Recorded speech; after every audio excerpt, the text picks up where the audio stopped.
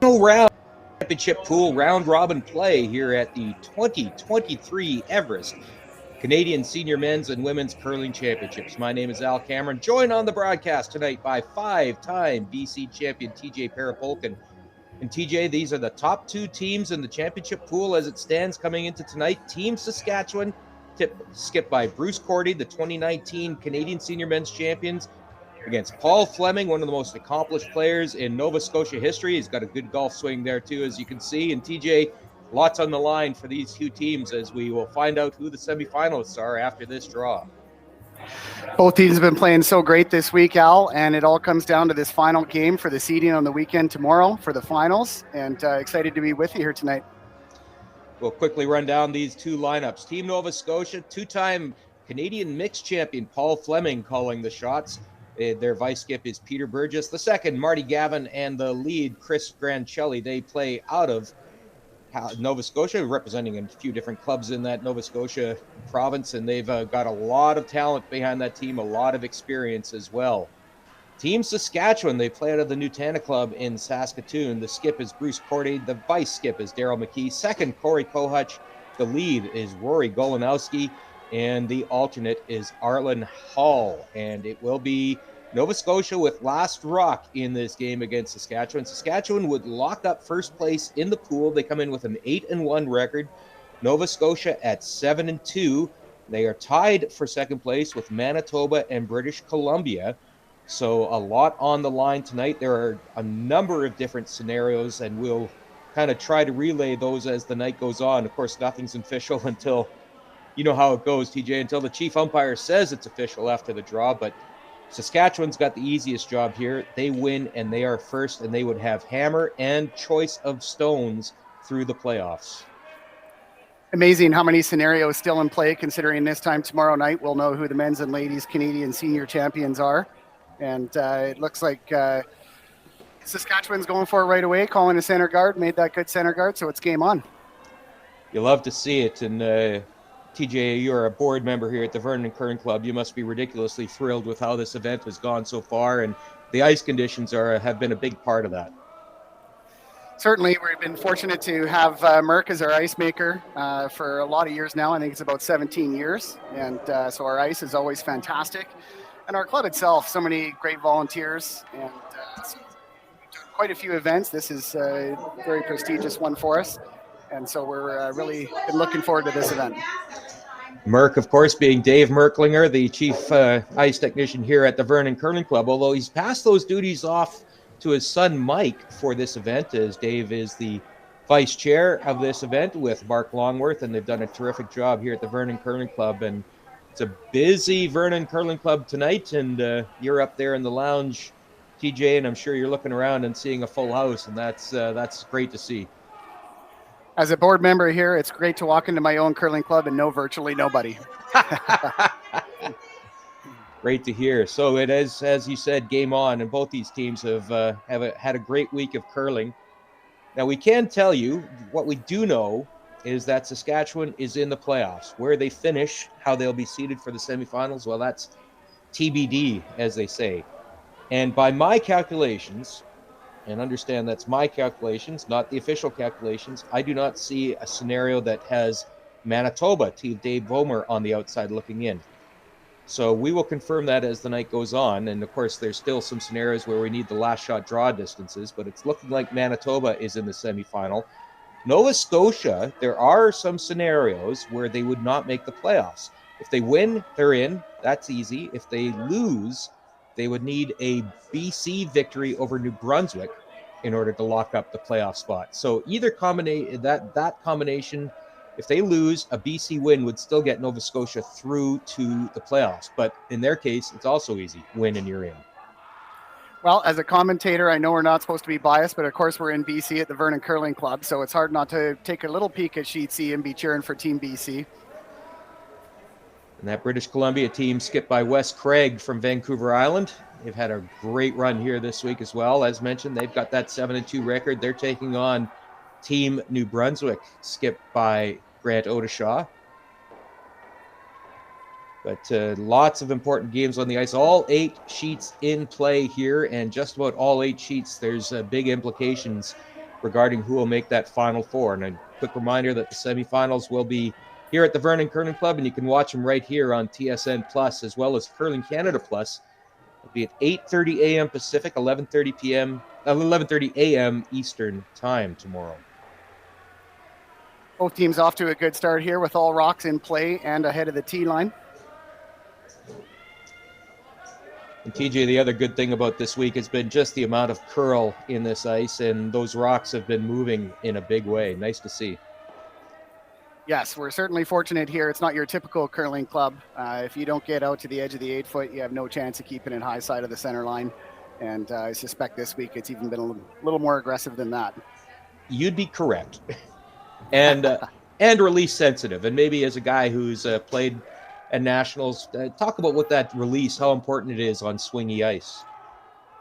In particular, the players having consistent rotations is huge. The difference between 3 rotations and 5 rotations is very significant, especially once a rock comes past the break point. And if it's a softer weight shot, a hack weight, or a draw shot, 2 rotations can make at least 1 rock's worth of difference once it gets to the tee line. So really important that all the players are on the same page.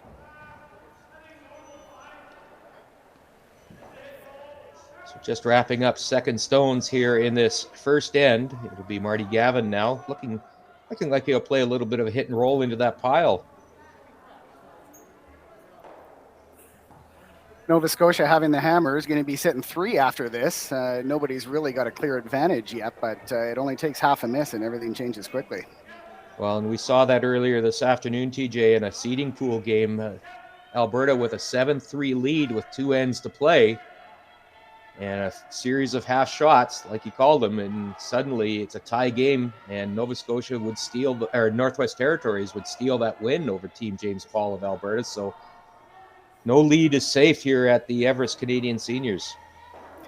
It's really amazing going back to the start of curling where the ice didn't curl. Full draw weight was 13.5 seconds. No free guard zone rule. I'm not sure how we fell in love with the game back then, but it's so aggressive now and so much fun to watch. Well, a guy that you grew up watching, Pat Ryan, probably had as much of an effect in terms of getting those rules changed as anyone, because the Ryan Express used to take advantage of those kind of ice conditions and beat a lot of teams. 2-1 after 12 ends doesn't sound that much fun.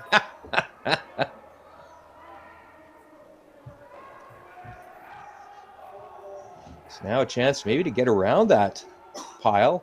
Well, it won't. And there's a nice shot by Good Team shot. Saskatchewan. Aggressive Wow. call there, and got to make that shot when you call an aggressive shot in the first end, and that was made perfectly. So that's a great sign for Team Saskatchewan.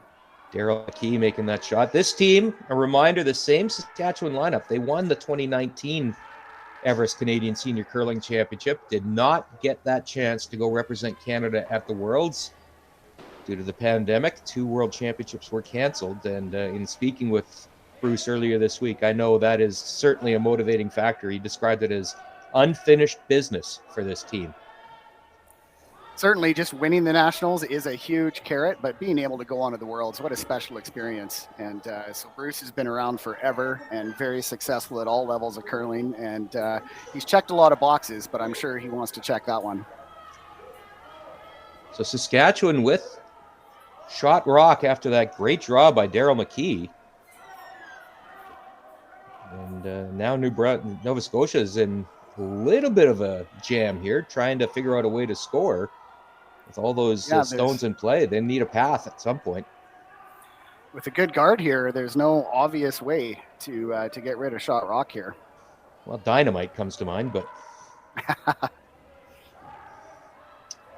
they'll have to do it with a curling stone. There's no jump shot like on the billiards table.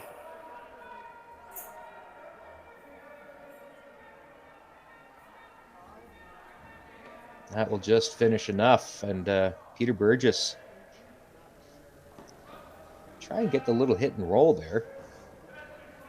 There could be a chance with some heat to come off the backside of one of those center line stones and make something happen in there. So still lots can happen here.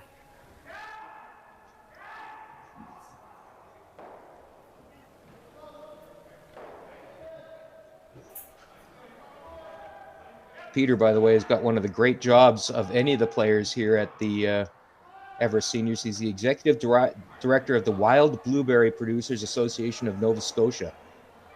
And that's a guy I want to get to know. That is a guy I want to know. Good friend to have. You better believe it. Well, he did crash on the guard up there. He was trying to make contact with that rock in the 8-foot and roll into the center and move those rocks around. So that's the first little chink in the armor we've seen here in the first end. Now Bruce Cordy looking to protect that shot rock. Go back to the shot that was played by Daryl McKee. A beautiful draw around the pile to get to the back button. You better put this guard in a good spot. And TJ, you know all about how tough it is to throw good guards on swingy ice. You got to put it on a dime, and that's not easy when the ice swings like this. That's right. You really got to keep them out wide and have your sweepers finish them at the end. But if you get your line tight early, you're kind of in no man's land. Bruce Cordy, the crafty southpaw. This looks like good line and good weight coming in, so we'll see what kind of creativity Paul's going to come up with here.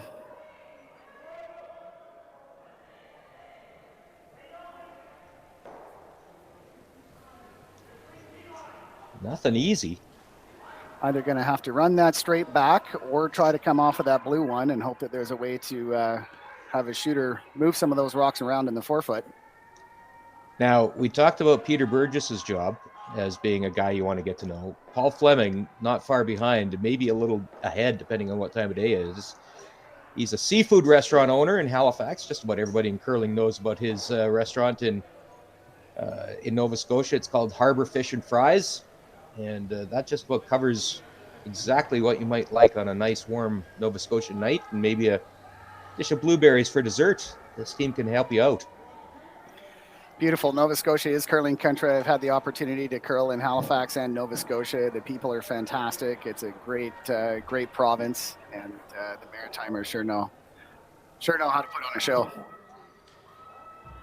Looking like he's playing the slash. Is that? It looks like it. It's pretty thin, but there's pretty good reward for him making it in that he could sit 3 here. So pretty big opportunity. Gonna have to keep this online. That might curl a little too much. It just does. Wow, not by much though, TJ. That was certainly close. It was probably worth it, really, again, that he would sit 3 if he made it. But at this point, it's going to be really difficult for him to not give up a steal of 1. Yeah, that was probably the last opportunity to score. Honestly, it's probably going to be a double run back as good as it's going to get. And even, do you want to take that chance?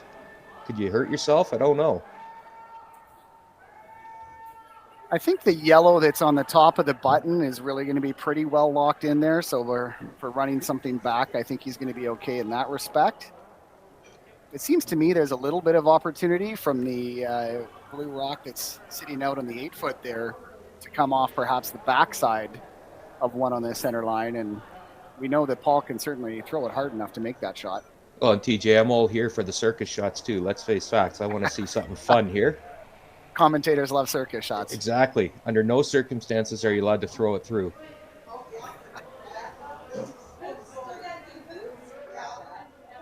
So I think Bruce Cordy's mindset is here to take away that, or maybe draw another one in, it looks like.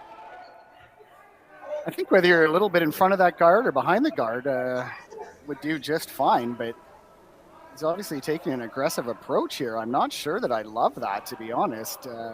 Does that not look like it's...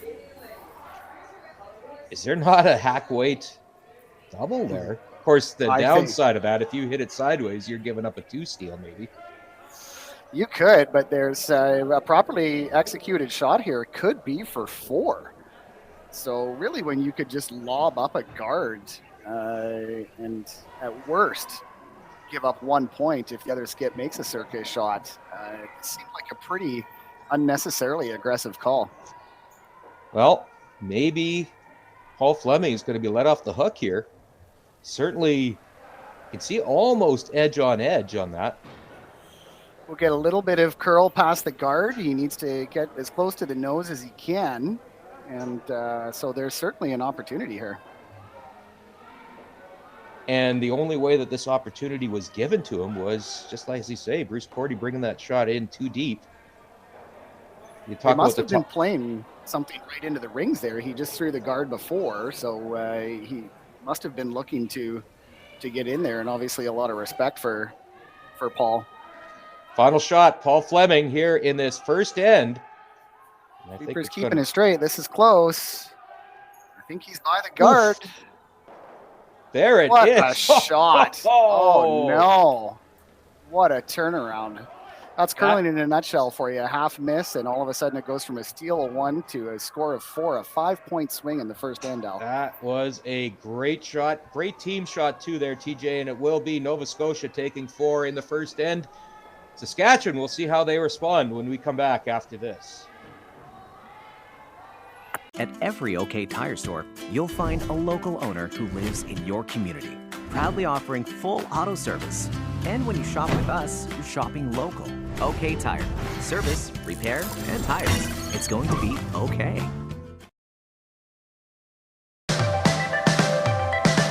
I love that curling is a team sport, that we're able to travel the world with friends and family and experience the journey with fans as well. The sport demands so much, whether it's fine motor skills or both physically and mentally taxing. And it's just a fun social sport that you're able to kind of make an extended family all over the world. Everest is here to support you in the moments that matter. Learn how at everestfuneral.ca.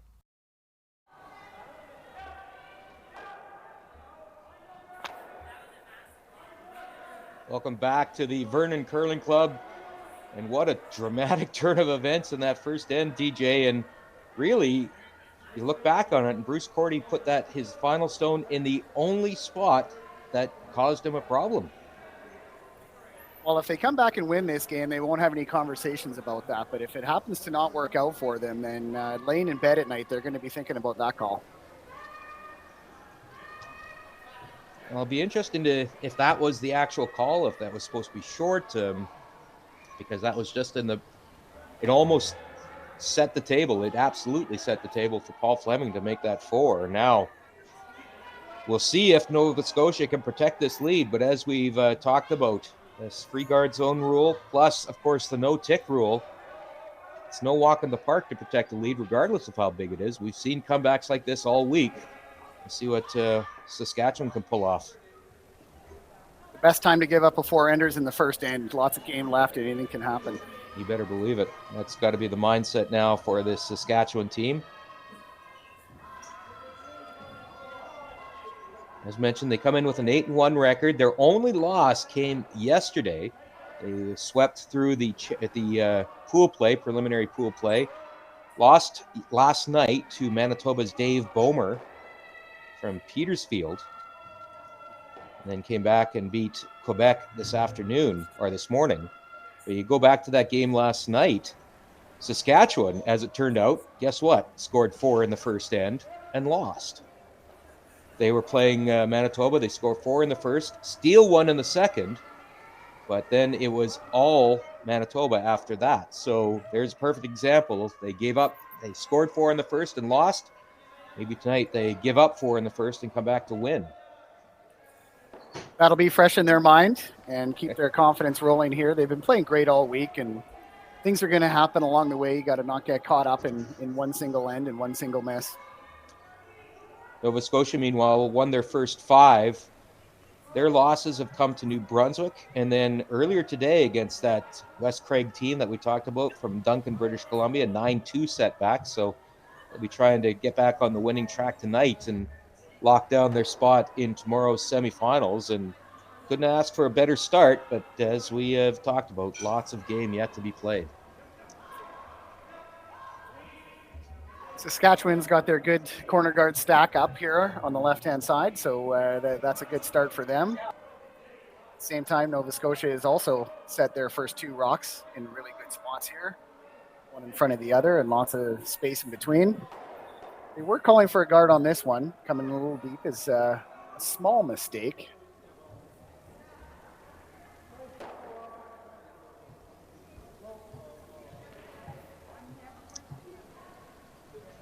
Corey Kohutch, general manager at the Nutana Club in Saskatoon, where this team plays out of. He has to see if he can get to the nose of this. He's going to have to curl a bit. Rory Golinowski trying to carve it over. Really want that shooter to stick around. I'm a little bit surprised they threw that hard. Making the double is great. Just moving them around is fine. But that rock now has rolled out far enough where it's really not going to be in play. So they're not going to be too happy with that shot.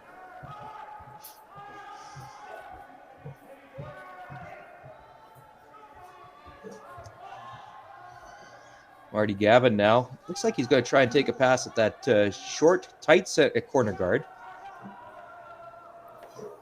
He's an engineer, an associate at GHD Engineering Limited. Certainly, if they're able to remove this tight corner guard, that relieves a lot of pressure for Paul because that other corner guard is really long. And so even if Saskatchewan does get fully behind it, it's not going to be hard for them to dig it out on the swingy ice. That'll go out the back.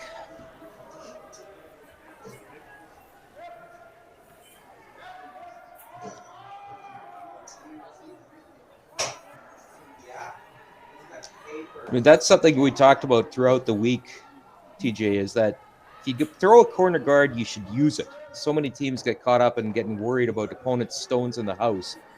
And it's a long end. You got time to remove those. Use that corner if you have it. It's true. I've seen it so many times too. The lead throws a perfect corner guard, and then their next shot is something in the middle, and that corner guard at the end of the end is still sitting there unused.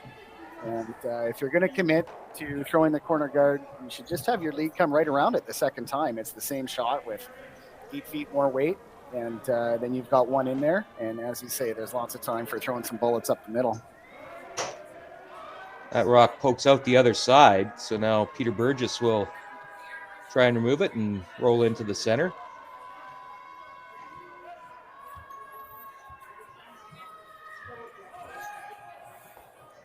Sweepers are on it. Looks to be holding pretty straight for them, so looks like we got a nose hit here.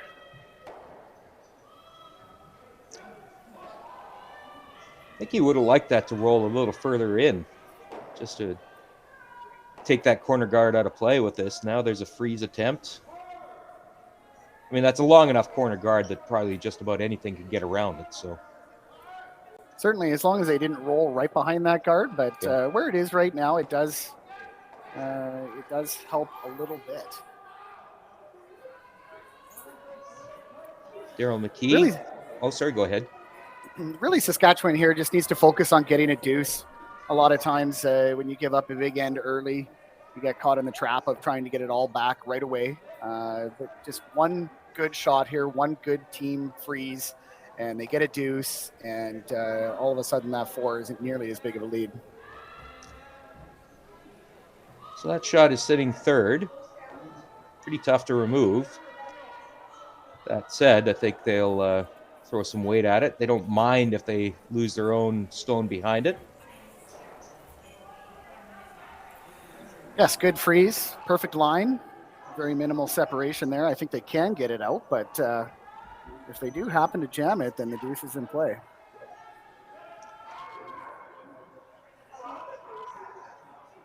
This looks like it's okay. Didn't touch her other rock in the back of the 4. Well played. The other aspect that about that first end, TJ, we'll harp all we want about that shot that Bruce Cordy threw, but until then, that was a very solid first end from Saskatchewan. They were in great shape for the steal. So even from that perspective, I know in the moment when you see that 4 on the board, it's hard to think in those terms. So that was a good first end for Saskatchewan. The team had to feel pretty good at that, and really that it slipped through their hands. So I'm not sure if we're going to have a chance for a fourth end conversation with Bruce, and I don't think I would have the guts to ask him what the call was on that last shot there, but it would be interesting to find out. So now Saskatchewan trying to freeze to that stone at the back 4. And wow, Daryl McKee has got draw weight in his back pocket right now. Perfect weight and almost perfect line. Freeze is the most difficult shot in curling.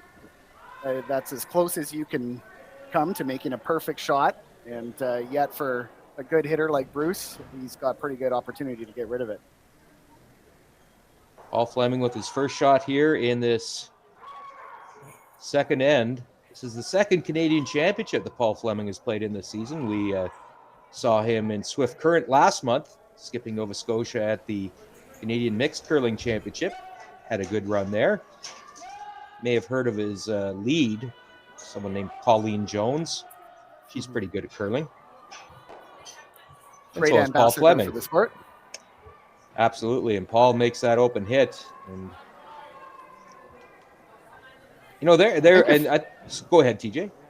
I think if that corner guard was closer, we would be seeing Bruce come around it, but the odds of burying in there and Paul not being able to dig it out aren't that good. So really doesn't have much of a choice but to hit this. There's a chance to roll behind that blue side rock there. So still a little bit of an opportunity.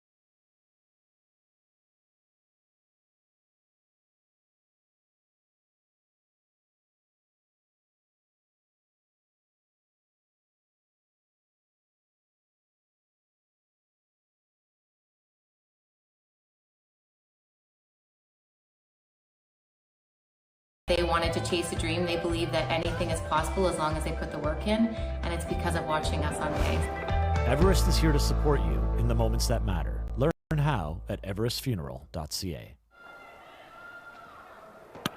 Welcome back to the Vernon Curling Club as we head into the third end of tonight's championship pool round robin finale between Saskatchewan and Nova Scotia.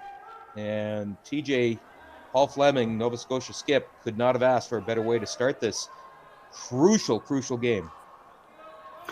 Certainly, it's a great way to start. Takes a little bit of pressure off, builds your confidence, and it's going to be a grind coming back here for Saskatchewan. A couple opportunities have gotten away from Saskatchewan first end. They're looking great for a steal until Bruce Cordy's last stone just ended up in a perfect spot for Paul Fleming to make a double takeout. And then that last end, obviously, the blank attempt that gets to the nose. A cheap hammer for Nova Scotia. Opportunity really being the key word there. Saskatchewan's going to get some chances, and they just need to execute from here on out. As we've said, Saskatchewan does have a playoff spot sewn up. I believe Manitoba, Dave Bomer's team from Petersfield, also has a playoff spot. For Saskatchewan here, though, a win would lock up not only first place, but that's crucial, very, very crucial last rock advantage for both the semifinal and potentially a gold medal game. Not only last rock advantage, but choice of rock color for the games as well. So that's a big advantage for a team that finishes with the clear best record going into the playoffs. Those are big carrots on the table there tonight for them. And then also just to keep their momentum and confidence rolling, playing so well here all week. And, there's always going to be one game throughout a long week like this that doesn't go exactly as you plan, but you don't want it to be the last game in the round robin. Saskatchewan looking to win its first Canadian Senior Men's Championship since Bruce Cordy's team won it in 2019. That was just a few hours drive away from here in Chilliwack, British Columbia. Nova Scotia's last victory at the Canadian Senior Men's was in 2014 when Alan O'Leary's team captured gold up in Yellowknife.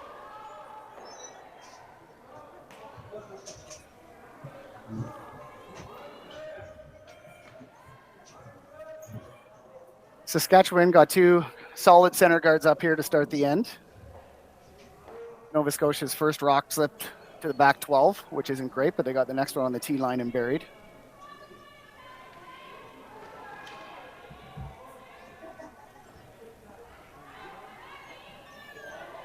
Well, they're not going to be happy with that one sliding to the back 8.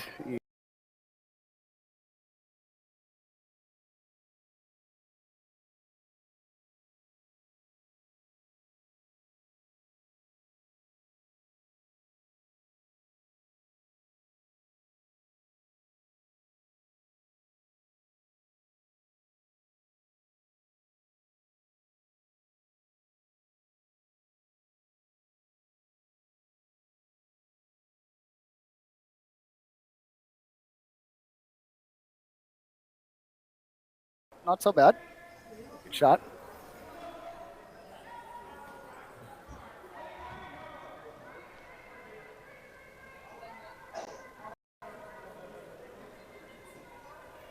That center guard that they left is now so high that really anything that's in the 4 foot, they're going to be able to make contact with.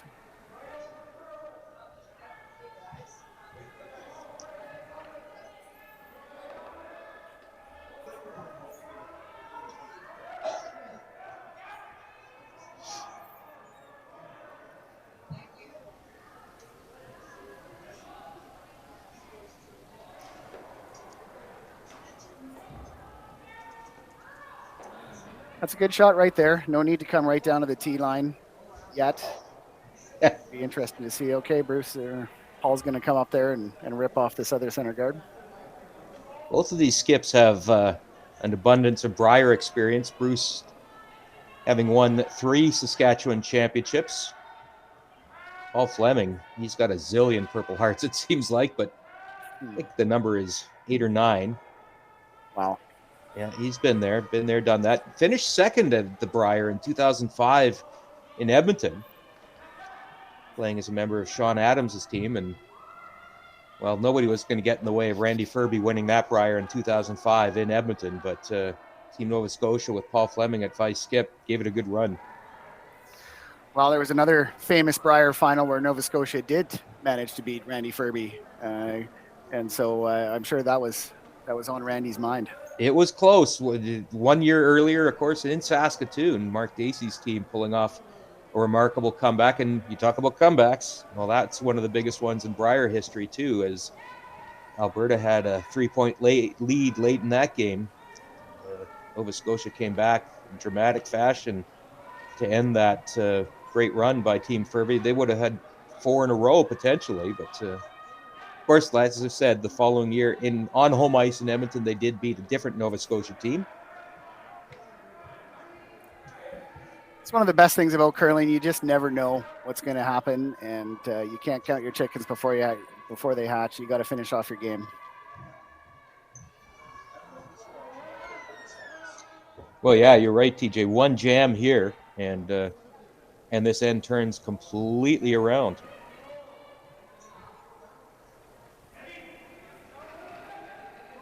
So that's Saskatchewan center guard, not in a perfect place, but it can be a double-edged sword, as you say, chasing this one in the rings. This is finishing hard. And there you go, Al. It's going to get interesting. Commentator's curse.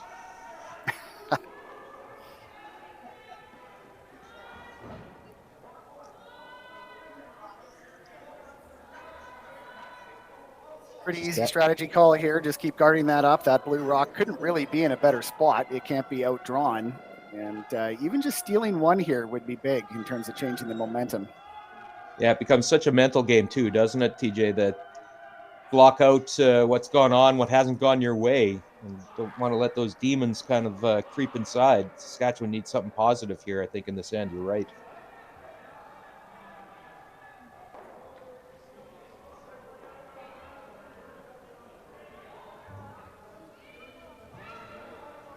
Well executed shot.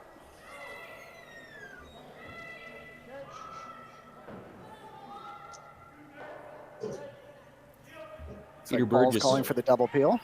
Peter Burgess, he's got a lot of, well, that Burgess family when it comes to curling out there in Nova Scotia. There's a lot of them. And right now, his niece, Carly Burgess, is probably top of the hit parade. Remember Jennifer Jones's team. I, too, have curled against a couple of Burgesses along the way. I'm sure you have. Lindsay Burgess also played with Carly Burgess, and then Andrew Burgess, Craig Burgess, Jim Burgess, Judy Burgess, all have done some great things in this sport. All in the family. So it was an interesting call there to play the double peel. Obviously great if you make it. But in that case, having jammed it, it does leave Bruce an opportunity to draw in and sit 2 here. So starting to get a little hot in the kitchen for Paul.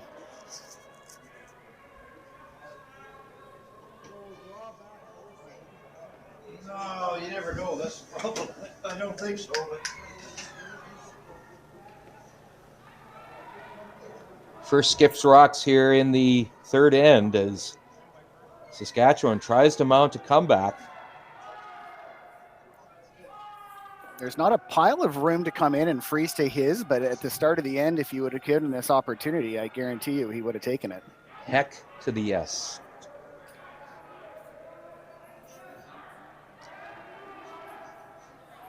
Looks pretty good right now, Al. Rory Golanowski, Corey Kohutch going to work on it. Line looks fantastic. Perhaps a little heavier than he wanted, but a pretty good shot. Did it bounce open enough that Paul Fleming can do some damage to it? Both skips are such great hitters. Paul showed that in the first end with a downweight shot. I think we're going to see quite a bit more heat on this one here, but this is a big shot.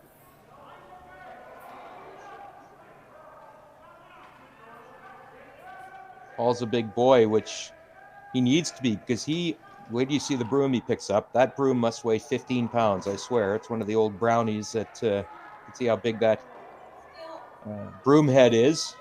I picked that one up the other day just to see if it's as heavy as it looks, and yeah, it's heavy. He's been using that broom forever. The science of curling. Back in juniors, we used to thought it was better to have a heavier broom in my second before the national championships would put lead weights in his broom. Get out of town. Something you can only get away with when you're 16 years old, but that wasn't very well thought out. Those were the days. All right, Paul Fleming with the chance to get out of a bit of jam here. I think, speaking of jam, though, I think that... Oh. All right. That's a big shot. That rock really Sure didn't is. stop in a great spot for Bruce. It just really any kind of contact and it was going to go. So it looks like Paul is sitting 2. And so this is going to be a really big shot for Bruce. Of course, he just threw this. So we got to give him really good odds of making it. But this one needs to be well executed because a shot for 3 could be devastating. If that curls even more, that well, I don't think it makes much of a difference. That stone that rolled to the back 8, I don't think will come into play for this end. But just a really good shot by Paul Fleming there. Certainly breathing a sigh of relief after that one. Yep.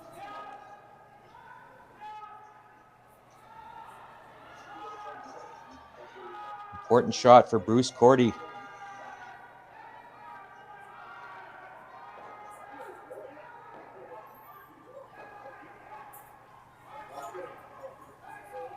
This one is perhaps a little bit tighter to line. I think he's going to be by the yellow rock. This is looking pretty good coming in here.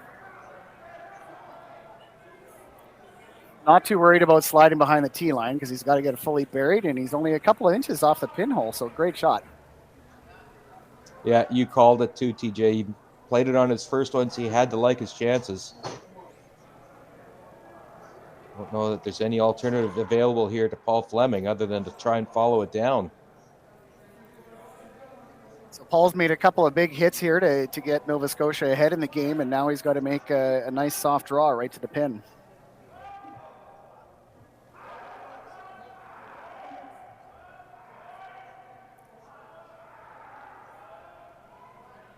Shouldn't be too worried about line. They just saw a few rocks come in there.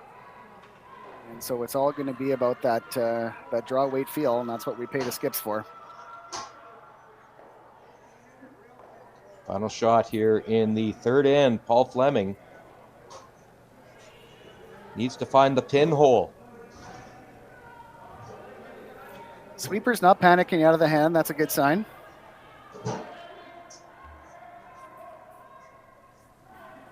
A little wider line than Bruce had coming in, but I'm not too worried about that. Not curling, though. He must be a little bit heavy. That will slide through. So, yeah, just 5 or 6 feet too heavy, and that will be a much-needed steal of 1 for Saskatchewan. So, Nova Scotia will hold on to the hammer. They'll hold on to a 2-point lead, and we'll be back to see how that plays out for the fourth end after this.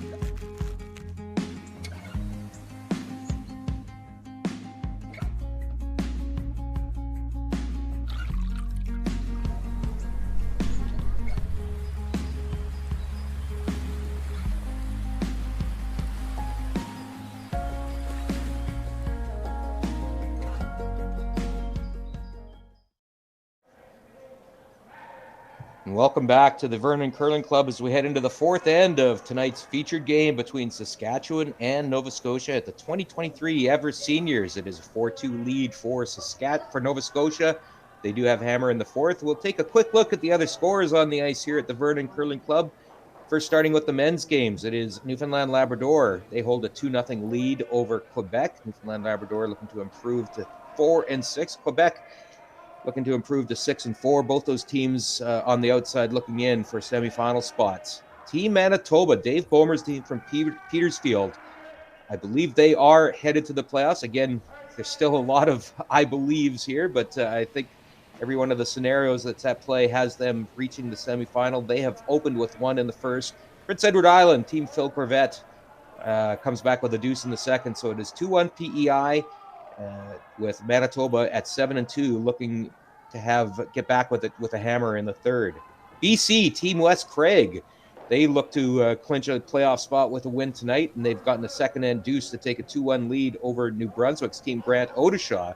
That New Brunswick team will get in the mix with a win over British Columbia. New Brunswick at 6-3, BC at 7-2, so you can see the obvious implications there. And then our game, of course, it is Nova Scotia with that 4-2 lead over Saskatchewan. In women's games tonight, again, all sorts of crazy scenarios at play tonight. And a pair of 5 and 4 teams. I don't think they will be in the mix, but the Northwest Territories looking to finish strong. They have a 2-1 lead over Manitoba's team, Joelle Brown. Alberta team Atina Ford Johnston looking to lock up its playoff spot. They are taking on Nova Scotia, a 5 and 4 team. Alberta at 6-3, and it is Nova Scotia with the early 1-0 lead. Team Diane Gushalak from New Westminster, British Columbia. They have taken 1 single points in the first and third ends, but it is Quebec team Chantal Osborne that gets a deuce in the second. So it is a 2-2 tie there. BC at 6-3, Quebec at 5 and 4. And then in the battle for first place in the pool, Team Saskatchewan, Nancy Martin's team from Martinsville at 8-1, Ontario's team Susan Froud from Alliston at 7-2. And they are in a 1-1 tie. The winning team there will get first place. If they end up with the same 8-2 record, it would be Ontario in first place. But if they play head-to-head in a playoff game, in the gold medal game, for instance, it would be Ontario with last rock. Saskatchewan would get their choice of colors. You have to have a clear advantage in order to get both. Just a reminder that all the scores all the time, you can get them on curling.ca/scoreboard. That's curling.ca/scoreboard. Well, we've got 5 perfectly executed shots here to start this end. Saskatchewan now has 1 buried on the button, essentially behind 3 guards.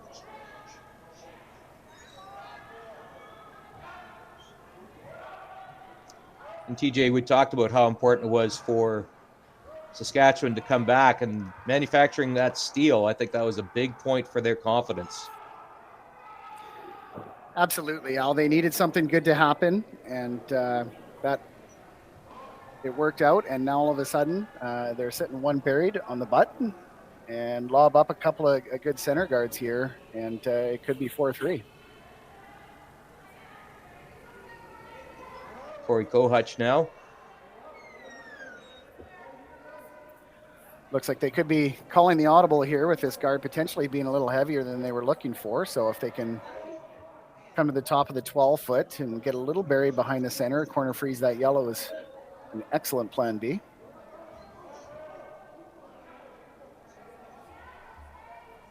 Good team shot there.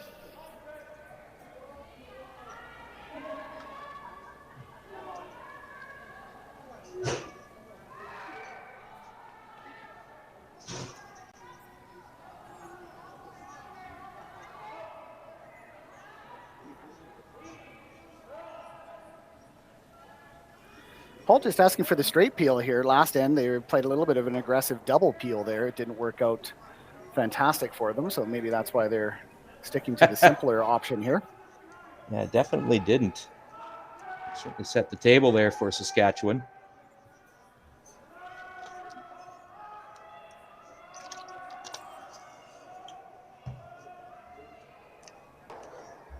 You know, one virtue that I don't think gets enough credit in the sport of curling, TJ, is patience, right? And knowing that you'll get your opportunities. You don't have to always force. It really is such a dynamic game, and you've got to stay in the game. And so many things can happen late. You really just have to keep things close and stay patient.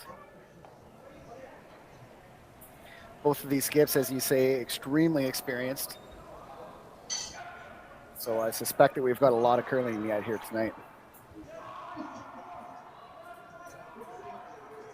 It's going to be tempting for Paul to do something in the rings here. That guard is really high, but it is perfect line. So he's going to go ahead and rip it off.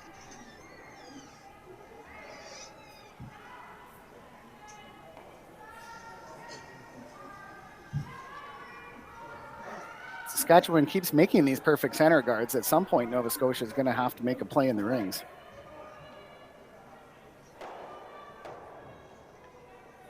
You know, Paul, being as veteran as he is, he knew that 4-0 lead wasn't anything close to a lock at all. The 5 rock rule really changed the game dramatically, as did the 3 and the 4 rock rule as we progressed to it. But there's just really no way to play defense. And as the cliche would say, the best defense is offense these days. So it still is Saskatchewan with shot rock on the button. And really, when you think about it, in the first end they had that, the third end they had that. Now they got it here again in the fourth end.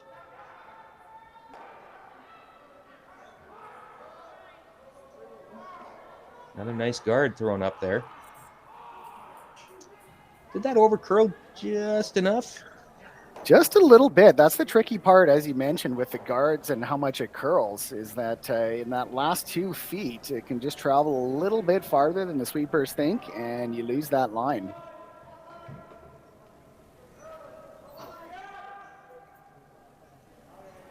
A plan B earlier in the end still worked out well for Saskatchewan, because really even Paul making a play on those 2 rocks at the top of the 8-foot is not going to make a material difference.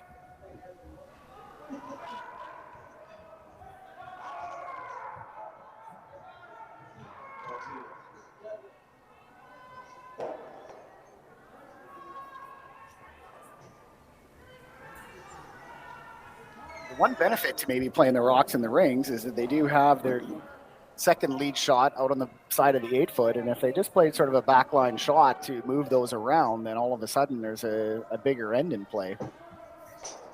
And that's just the skip deciding when to go for it. That's where feel comes in too, doesn't it? I mean, I'm sure there's analytics out there that will tell you exactly when the right time to go for it is, but so much, particularly for the older skips, they will go entirely on feel. There is certainly an element of poker involved in curling.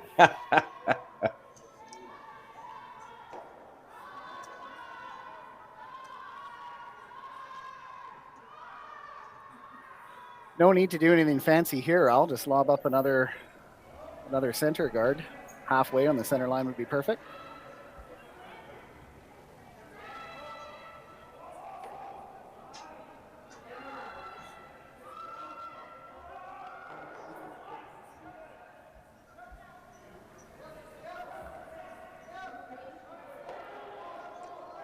Good front end for both of these teams as well. Ability to judge and drag a rock further when needed to.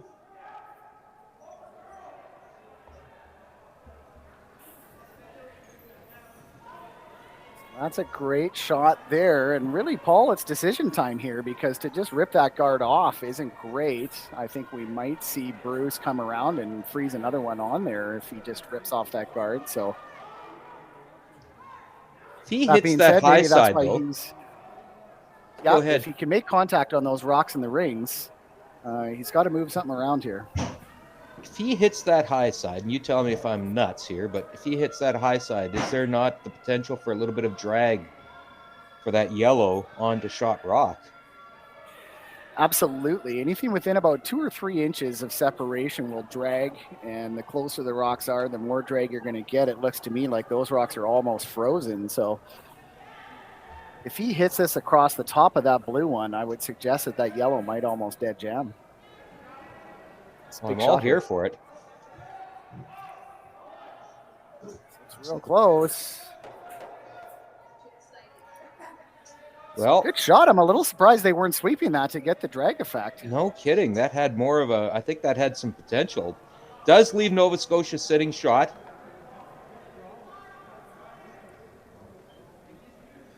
Interesting decision here for Bruce. He can hit and sit 3. Nothing going to be wrong with that. Anything can happen on Paul's last one. That being said, there is a staggered 2 center guards, and to wrap around, obviously he's got his draw weight here. I think I would be tempted to be coming around those center guards. I'm with you on that one. TJ.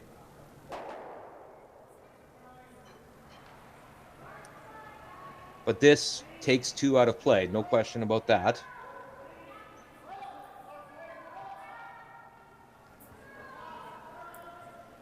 He's going to make a good shot and sit 3 here. And looking back to last end there, Paul's draw shot wasn't perfect. So maybe that's something that Bruce was thinking as well, that Paul definitely prefers the hit here so far this game. And it looks like he's lining up the hit here. Didn't even consider the draw. Last shot here in the 4th end. Paul Fleming has the open hit for 1. Now he can't get cute with this. It's nose, maybe a little inside flop for good measure, but cannot be wide of the broom at all. Otherwise, that brings the steal of 2 into play for Saskatchewan. Scary throw and take out weight here.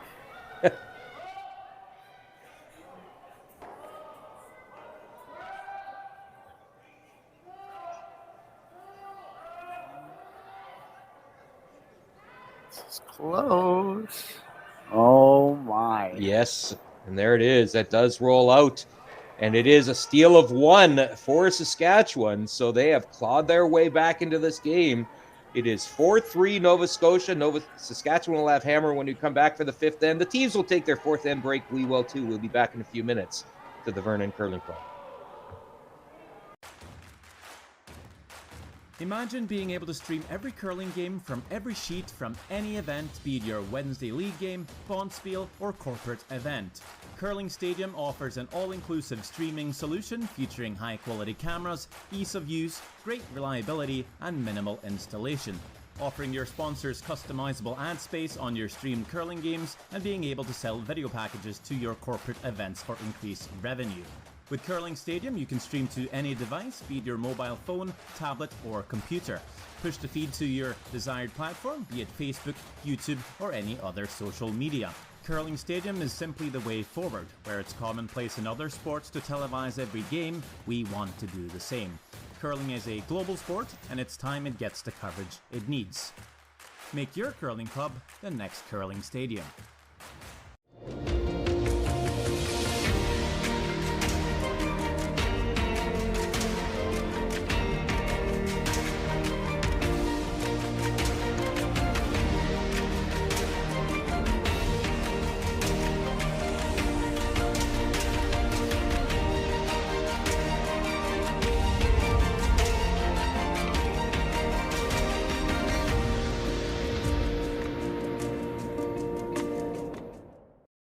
At every OK Tire store, you'll find a local owner who lives in your community, proudly offering full auto service. And when you shop with us, you're shopping local. OK Tire. Service, repair, and tires. It's going to be okay.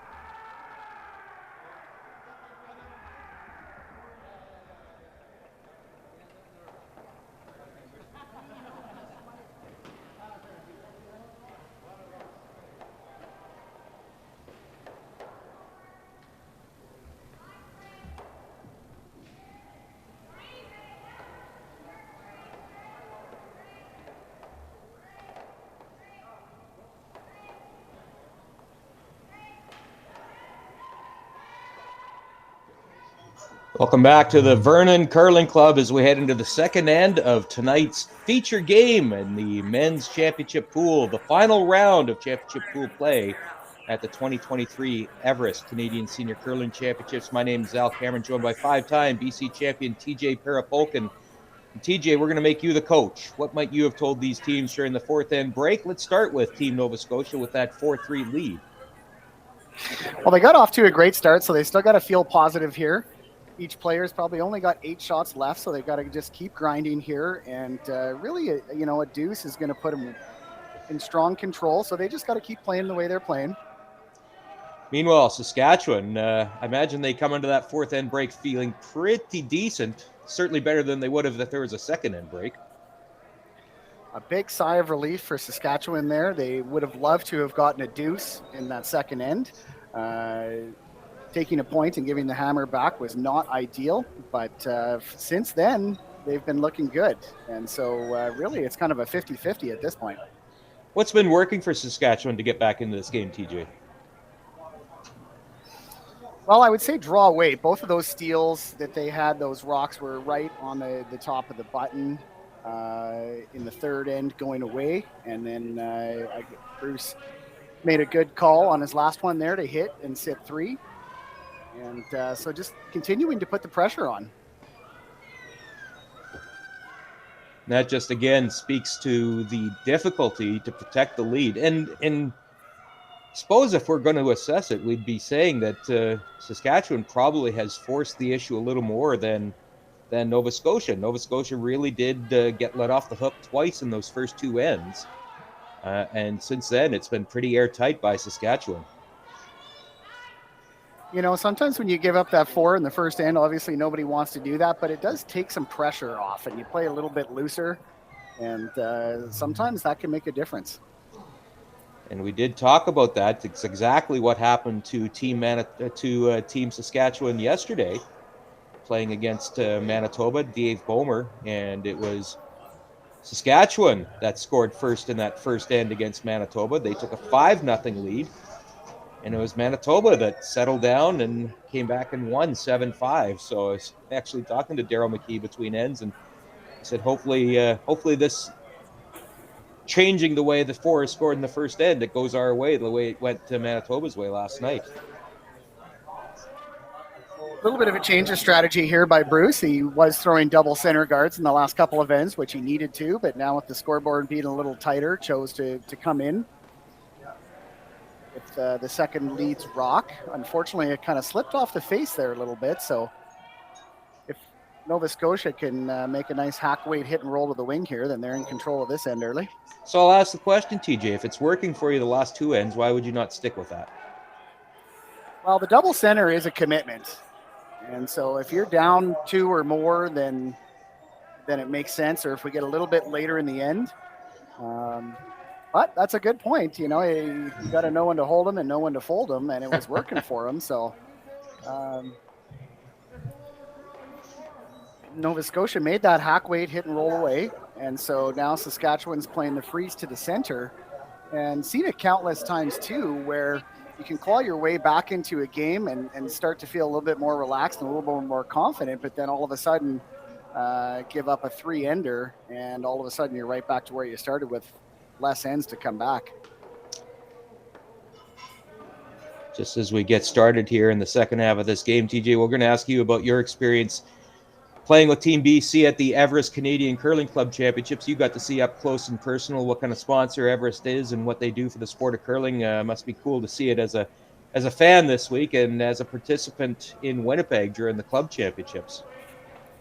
It's so grateful to have a sponsor like Everest on board, and got a chance to meet some of the management that travels around and comes to the events and thank them that they're really, saving curling, because there's so many good curlers around the country outside of just the ones that we see on TV. And to give them an opportunity to play at these levels keeps the depth in Canada going. And so Everest has done such a great job. And then we were in Winnipeg, they made a huge announcement in terms of the Canadian Club Curling Champion playing against the U.S. Club Curling Champion live on CBS Sports, and trying to bring curling primetime, which I think is great timing. Obviously, the United States won a gold medal at the Olympics, and it's really picking up there. So Everest is just doing great things, and the sport of curling is very grateful for it. Could be an interesting September for the winners at the club championships. They'd be playing in that North American championship, but also playing in the PointsBet Invitational as well as the club champions. So great opportunity for the winners of those club championships earlier this month, or last month, I guess, in Winnipeg at the Assiniboine. It's been a great evolution for curling. Getting into the Olympics was great. A little bit of a double-edged sword in some ways, and now the game is evolving more here at these different levels, and it's just so important to have a sponsor that understands the game and has a bigger picture vision. And Everest is doing a fantastic job. So a couple nice shots there from Saskatchewan, and the deuce is looking awfully tough here, although we'll see what Marty Gavin has in store for himself here. Looks like they're just going to try and get a little inside chap and lie here. That last Saskatchewan stone is in perfect spot, and there's a lot of rocks in the forefoot here already, so anything can happen.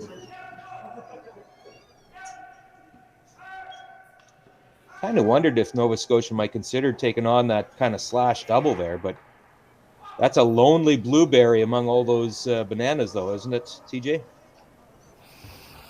It's true. Saskatchewan has a nice rock in there, but with half a mistake, you're looking at a multi-point score for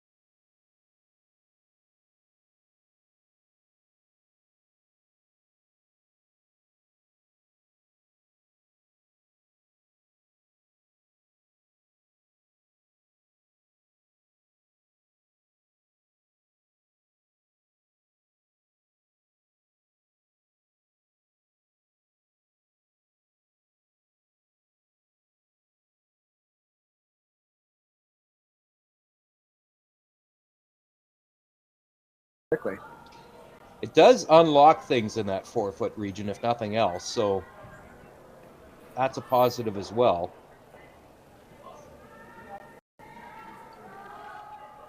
Trying to find positives here, but certainly a slight advantage to see Team Saskatchewan again. And it's quite amazing. You look back at those first two ends, TJ, and nothing went right for Bruce Cordy in particular. And here they are now, back to within 1 point, and you'd have to say the momentum is on their side. I think, are they calling a timeout as well?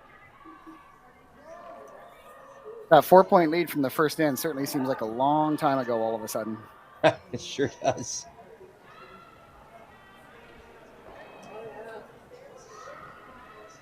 Now, what do you like if you're Saskatchewan? It's a lot of different options here. At first, I would like to come in and make contact on the blue, move that yellow back, but they can't quite see it all. And you're sitting well, so you don't want to be playing too much weight and let Nova Scotia off the hook here. But if you can get close to the nose of your own blue there, move that yellow back, and have your 3 blues sitting right buried on the center line would be fantastic.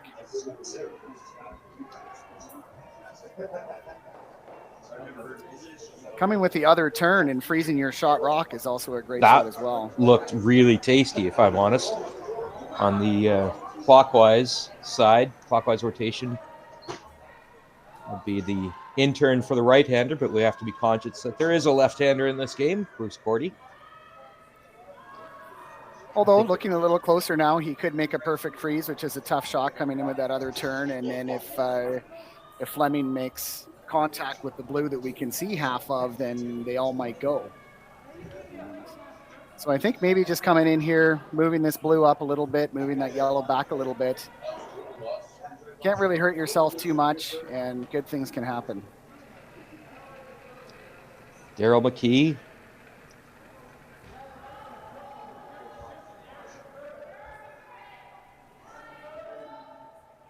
Retired from Federated Cooperatives, where he spent 24 years in the food department. Been at the Briar a couple times.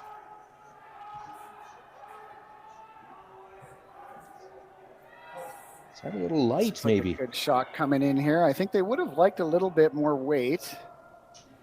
So that same shot is going to be there, but not the same carrot for making it. So, or do you go at it from the other side? I think you got to come with the other turn now. Yeah.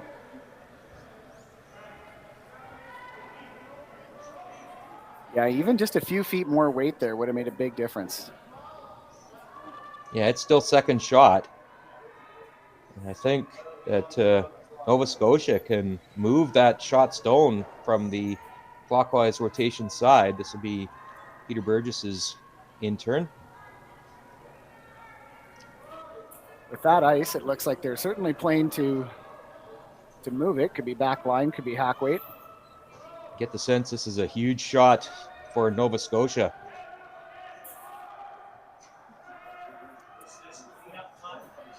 Sweepers are going to need to go hard on this one. It's all over the guard, I think.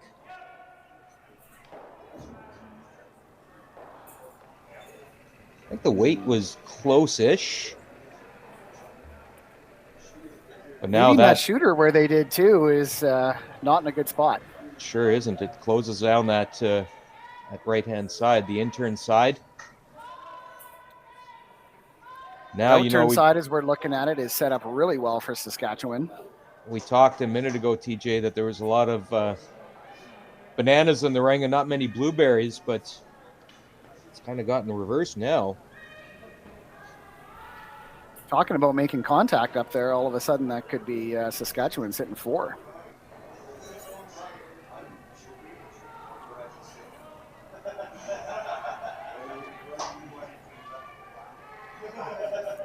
A little bit fortunate for Paul that the rock that they moved there is still in the 8 foot above the tee line. That's going to be something they're going to keep an eye on coming off of here later on.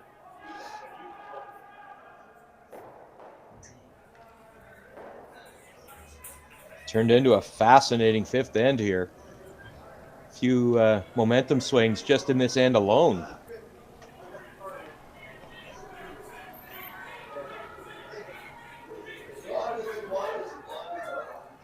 Got an enthusiastic crowd up here, Al. Sure sounds like it. That's great to hear. Looks like they're just electing for a center guard.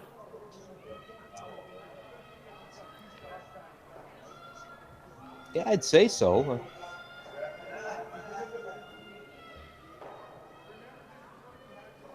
And again, I think they want to make sure that the shot that was attempted by Nova Scotia 2 shots ago, that little angle slash, is not there. Or maybe they're coming in. That wasn't a shot that they were talking about. I think they are coming in. It does look like they're coming in. I guess up the center line, any contact on that blue really helps Saskatchewan in terms of getting rid of that lonely yellow. That's great line here. What a scrub by Golanowski and Kohutch. That is turning up the pressure volume big time. Do you take on the run back here?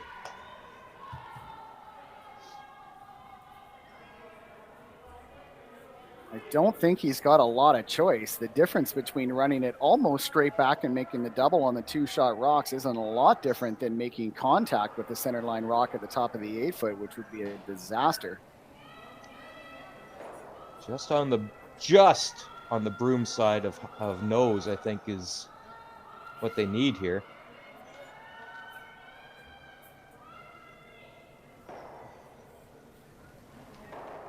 A huge shot here for Nova Scotia. Paul Fleming, that 4-0 lead after the first end is all but evaporated. It's a 4-3 lead. Nova Scotia does have hammer, but the momentum certainly favoring the team in green right now. This is both a must-make and a very difficult shot.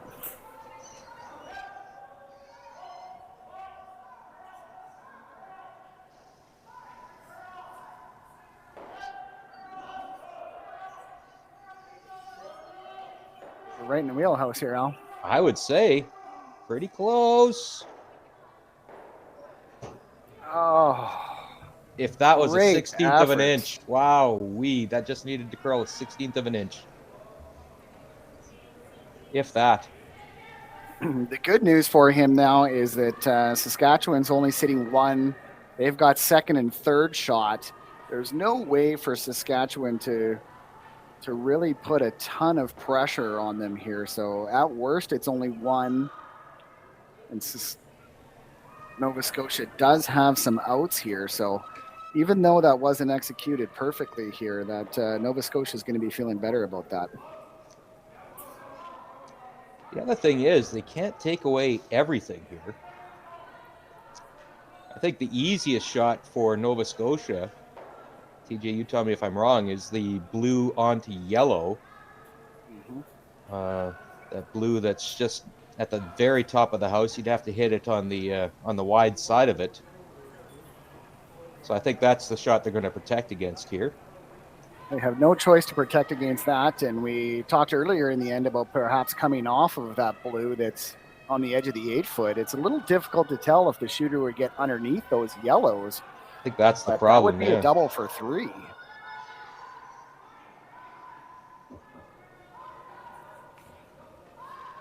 You might not have much of a choice but to go for it. Can't do any damage.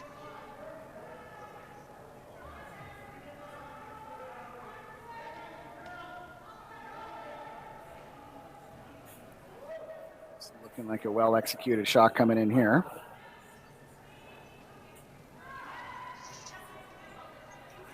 Could run that back, but that's quite a ways out there.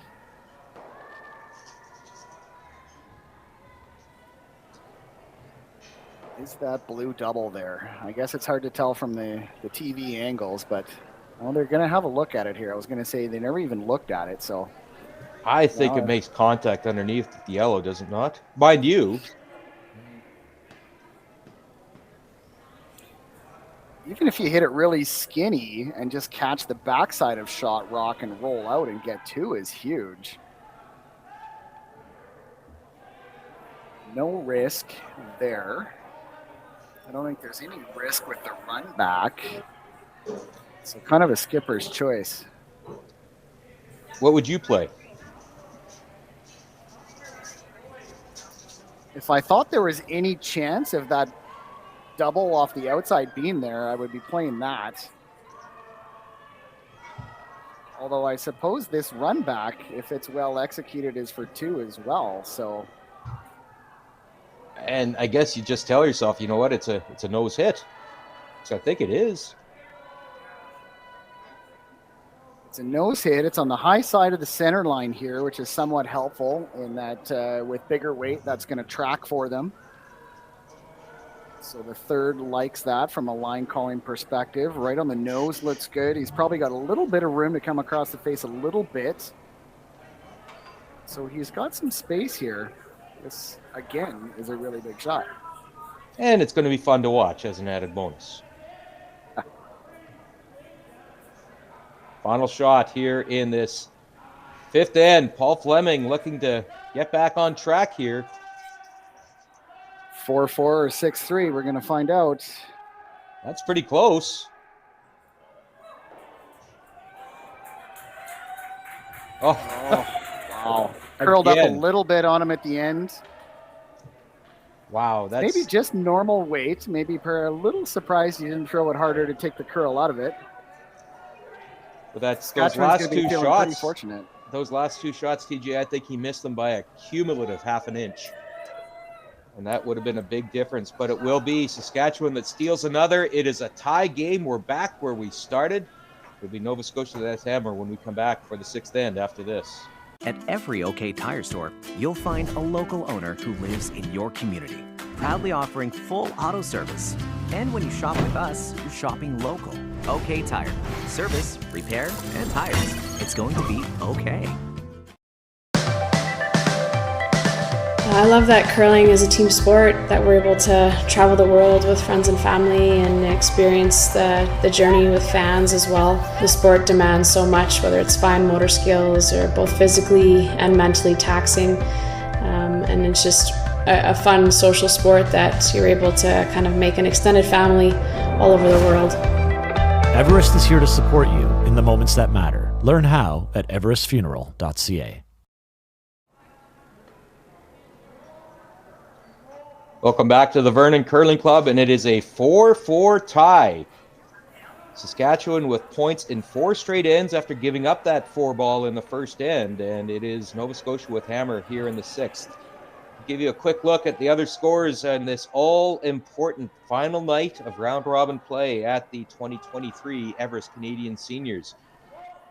Men's games, it is Prince Edward, Newfoundland Labrador. They're in a 3-2 lead over Quebec. Neither of those teams looking like they will advance to the playoffs.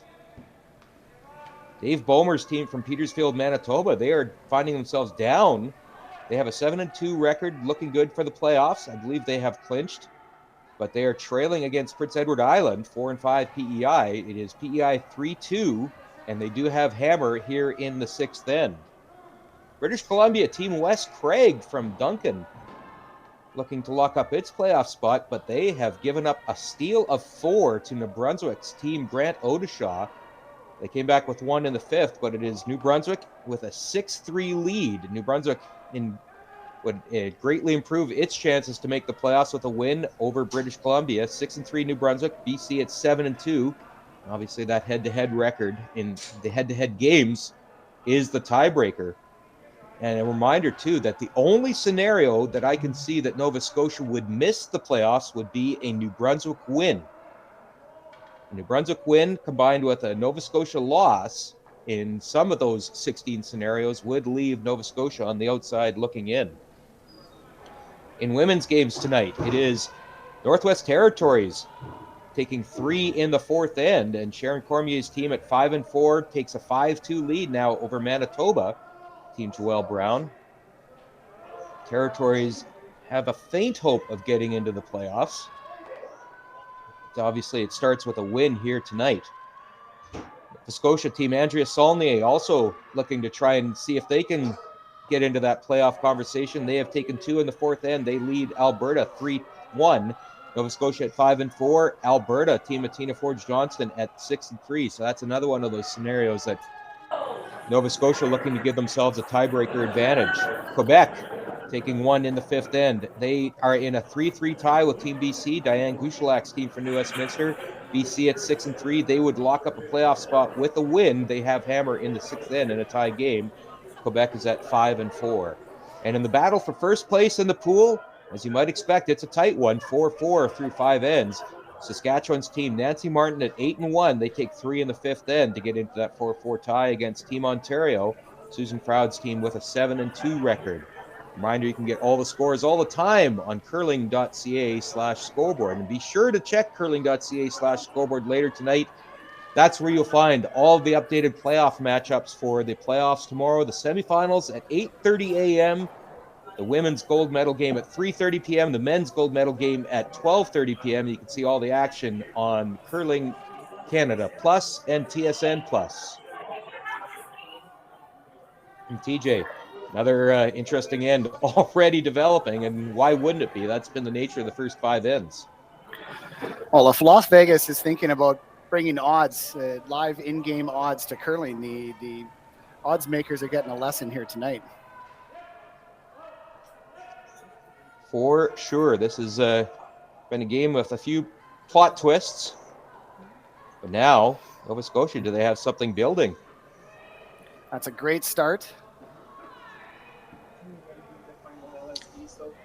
And you really get the sense this is a very, very important end for Nova Scotia, TJ. Sixth end, obviously, an even end. And with Hammer, and more than anything, I think, trying to get some of that momentum back, because it really has been all Saskatchewan for the last 4 ends. 3 ends, really important for Nova Scotia from a state of mind to think about not having got 4 in the first end, not having given up steals. If before the game they were told that they could be tied with the Hammer in the sixth end, they would have taken that all day. And as we talked about before, having the Hammer in 6 gives you great odds of having the Hammer in 8. So even though it's been back and forth, still a control position here for Nova Scotia. There's another nice shot from Corey Kohutch to apply a little more pressure on Team Nova Scotia.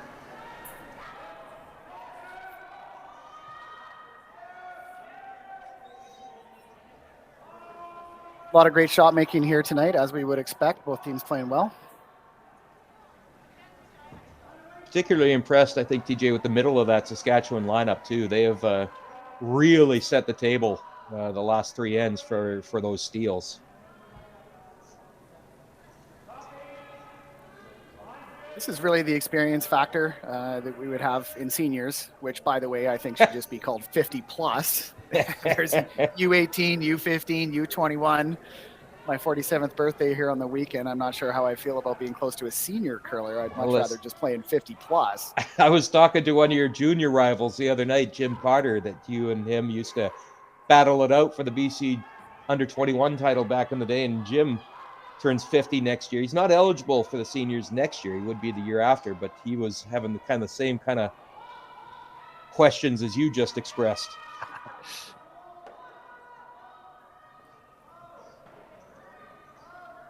All of a sudden, it happens that way.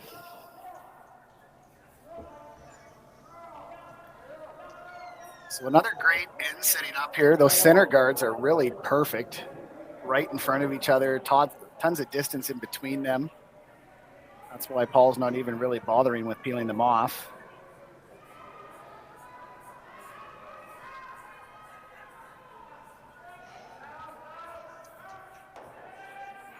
Saskatchewan looks like they have a chance to move at least one of those Nova Scotia stones off the button. Shows the importance of those early rocks in the end being above the tee line. We've seen a couple that slip behind the tee line. That makes such a huge difference, but second shot rock is so well locked in there. It's going to take a number of rocks to move it. There you go.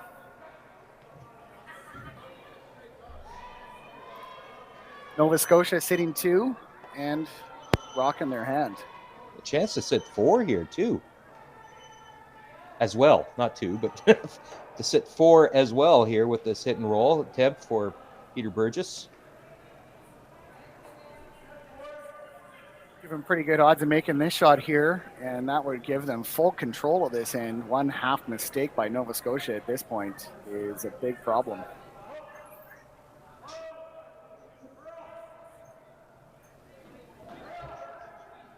Marty Gavin probably trying a little farther out than they wanted to. Trying to carve that in a little. Now it moves in nice. Took its sweet time, though, didn't it? Good weight control there. Good shot.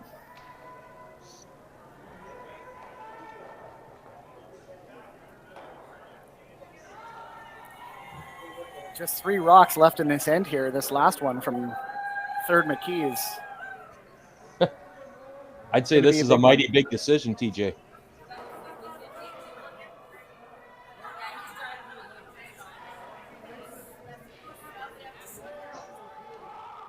What are the options? Well, if he makes a nose hit on the one they're looking at there, they're certainly going to get rid of one of the ones that are touching the button. And if they could not even necessarily get rid of both that are sitting on the button, but spin one behind the center or behind the tee line would make a big difference and give Bruce an out here later in the end. So really a nose hit here is the key. You do want to try and throw some weight to move them as much as you can, but hitting the nose is going to be much more important than throwing weight.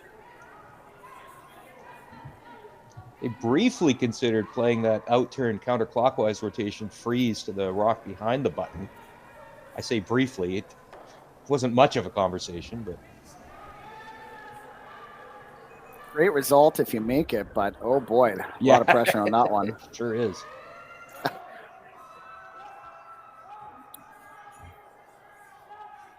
don't know if that's going to get to the nose. All right, so they definitely had quite a bit of weight on that one. We saw that last rock come in with less weight and really finish. But that extra weight on that one tracked it down the sheet, and that is not a good result.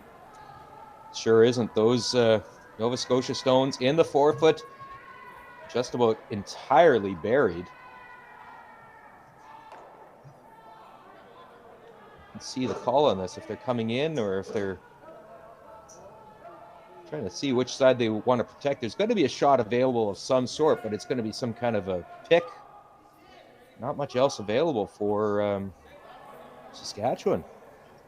If they can draw around in the other direction, like you were talking about on the last shot, and get second shot and perhaps only give up 1 or possibly 2 right now would be a victory for Saskatchewan. As much as those angles are fantastic, I kind of do like coming in here with a little bit of weight and changing the angles up a little bit. That's a great shot. Though, is the slash triple there? I think it probably is. Right there, that was looked like Bruce Cordy is seeing it that too, but that made triple would mean Nova Scotia really only has an opportunity to deuce, which in the last 2 rocks Saskatchewan would be happy with. At this stage, yeah. I think you're right there, TJ. If you tell Bruce Cordy you're going to give up 2 this end, and tell him right now, I think he'd be okay with that. Mm-hmm.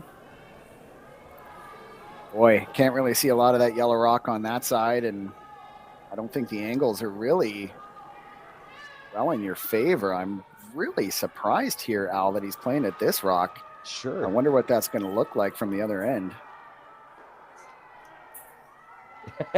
Bruce is looking. Yep, I think I like the other side better. Yep. It's amazing how it does look different when you're skipping and then you turn around and walk past that hog line and think to yourself, okay, I got to throw this shot now, and doesn't look nearly as friendly. This is his out. He's got to get this pretty thin, though, eh? He's got to just not... Got to be careful on the jam here. I think that it's entirely jammable. It would only remove 1 Nova Scotia stone, but I think if he gets this skinny enough, almost just glances it off those two frozen stones, it'll shoot that raised stone sideways, wouldn't it? And maybe drag the one that's at top of the button through? Or maybe I'm Yeah, guessing. I think if he hits 3/4, just a hair high side here, he's basically going to make the triple.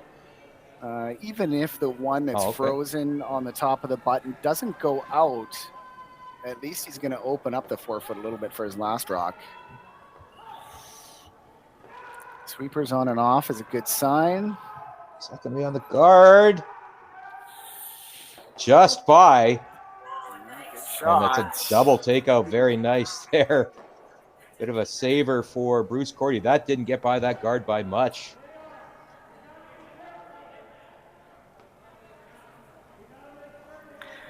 Good shot, and now he's got to prepare himself for his last rock at this end, which is going to be another big one.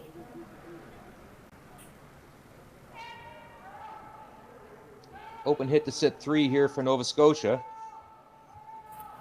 Paul's going to be looking for a nose hit here. You can see that Bruce is going to be hitting the one that's on the tee line and rolling in behind.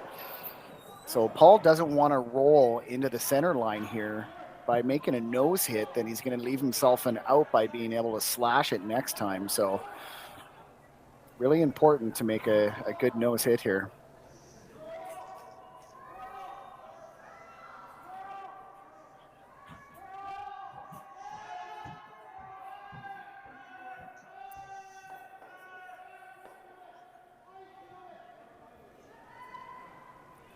And that is a well-executed shot. Nova Scotia sitting 3.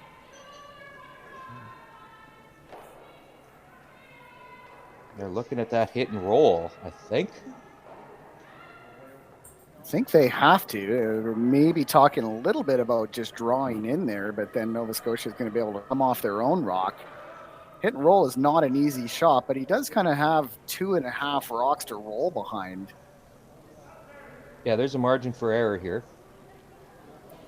So he's going to want to keep his roll on that side of center to not leave the same run back for Paul, because he just made that one perfect. He can throw the same sort of control wake and make a nose hit here. So he's going to want to roll this towards the center line, keep it on the high side of center.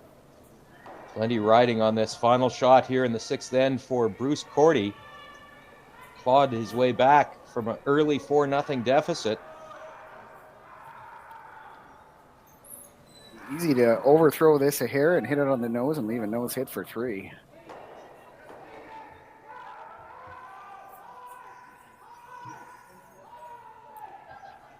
That is curling hard. Early. Is that through the hole? No, it's going to roll out. The sweepers are going to hold that. Well, that's going to leave an open draw for 3 here in the 6th end. That's a big 3-ball. Just needs to bite the 8-foot, and chance for Nova Scotia to breathe a little bit of a sigh of relief. Still 2 ends to play, but get the sense this was badly needed by Nova Scotia. They'd been taking on water for a few ends now after that early 4. Positioning of those stones early in the end, certainly the Nova Scotia lead and then the first rock with the second were in great spots, and that really is paying them dividends here in the last shot of the end. Paul Fleming touched the 8-foot for 3 and a 7-4 lead, and just as importantly, doing it in the 6th end of a tie game would be massive.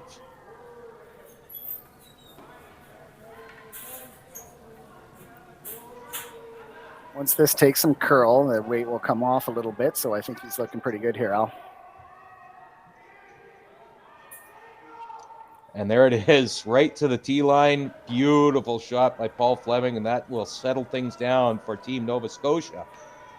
So it'll be Saskatchewan that will have the hammer when we come back for the 7th end after this.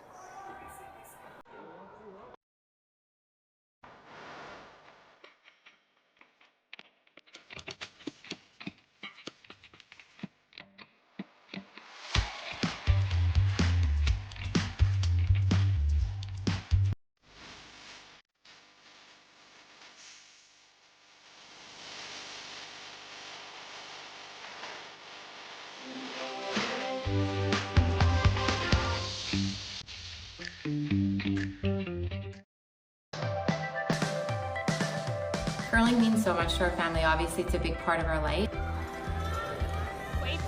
Isabella always says that she wants to be an Olympic champion curler when she grows up, which just melts my heart. But it also has shown them that if you work hard, anything is possible. If I was to ask them if they wanted to chase a dream, they believe that anything is possible as long as they put the work in, and it's because of watching us on the ice. Everest is here to support you in the moments that matter. Learn how at everestfuneral.ca.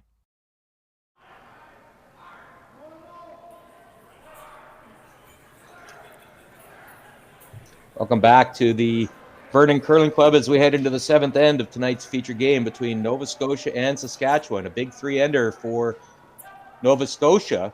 Reminder what's at stake here. Nova Scotia would clinch a playoff spot with a victory. There are scenarios that they would finish first in the round-robin pool, but of course in the Olympic-style semifinals that we use here at the Everest Canadian Seniors, 1 through 4 largely on equal ground going into those semifinals. It'll be first playing fourth, second versus third in the men's and women's semifinals that will take place here, 8:30 a.m. That's Pacific time, 11:30 a.m. Eastern, here on Curling Canada, Canada Plus, and TSN Plus at the Everest Canadian Seniors. And TJ, it's been a while since Saskatchewan had last rock. Let's see what they do with it here. That's true. Sometimes that can be a bit of a burden, but they're sitting in a good spot here. So that if they can keep Saskatchewan even to a deuce, they're going to be in control coming home.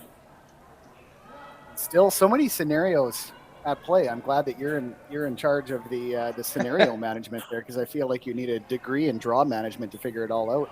Well, you know, we like to say that when you come to a last draw of a 8-team competition, when there's 4 games on the ice, there's 16 different scenarios. That's the math of it. But the if-thens are just crazy. It's there's a lot of dominoes that can fall on the drop of a hat. And you've been to enough Canadian championships where you know that in that last draw, so many things, and must be hard as a player not to kind of look around at other sheets of ice and wonder and even mentally cheer for a result that would help you. That's so true. We all know that we need to just pay attention to our own sheet and control our own destiny, but we're all human too. And so it's hard not to look around and think about what if. All 8 games still in progress here. A reminder, you can always go to curling.ca/scoreboard to get all the scores. And reminder, too, that 4 sheets are being streamed live here at the Everest Canadian Seniors. You can head on over to Curling Canada Plus and take your pick of sheet 2, 3, 4, and 5. Thanks to our great friends at Curling Stadium for setting those up as we get to enjoy 4-sheet coverage at the Everest Canadian Seniors. Here we've got an excellent example of the 5-rock rules with a 3-point lead going into the 7th end. Paul would never want to be throwing a guard, but what choice does he really have? Or he could throw it through, I guess, is his other choice. Listen, I was going to say, I thought that might come to mind. I mean, rocks in play at this stage certainly more helpful to Saskatchewan than they are to Nova Scotia.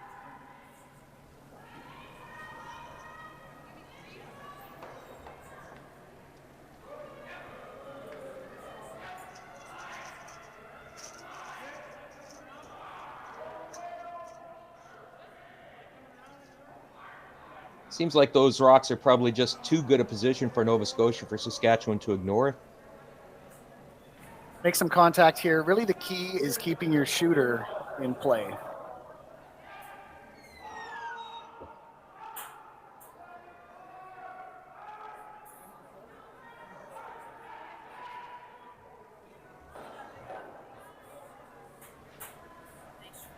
Good shot. Very, very nice.